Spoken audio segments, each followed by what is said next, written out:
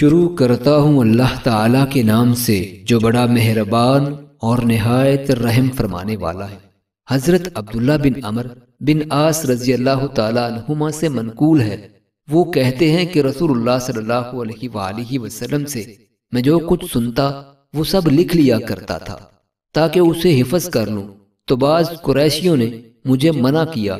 انہوں نے کہا تو ہر بات جو سنتا ہے لکھ لیتا ہے، حالانکہ رسول اللہ صلی اللہ علیہ وآلہ وسلم ایک انسان ہے، غصے اور خوشی دونوں حالتوں میں گفتگو کرتے ہیں۔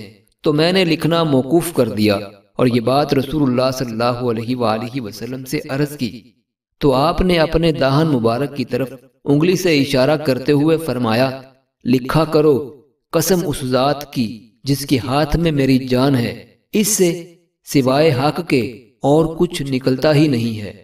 حضرت علی رضی اللہ تعالیٰ عنہ فرماتے ہیں کہ رسول اللہ صلی اللہ علیہ وآلہ وسلم نے ارشاد فرمایا، دعا مومن کا ہتھیار ہے، دین کا ستون ہے اور زمین اور آسمانوں کا نور ہے۔ صحابہ اکرام رضوان اللہ اجمعین نے ہم کو بیان کیا کہ وہ رسول اللہ صلی اللہ علیہ وآلہ وسلم کے ساتھ چل رہے تھے۔ ایک آدمی سو گیا، کچھ ساتھی اس کی طرف گئے اور اس کے تیر پکڑ لیے۔ جب وہ بیدار ہوا تو گھبرا گیا، لوگ ہنس پڑے۔ آپ صلی اللہ علیہ وآلہ وسلم نے پوچھا، کیوں ہنس رہے ہو؟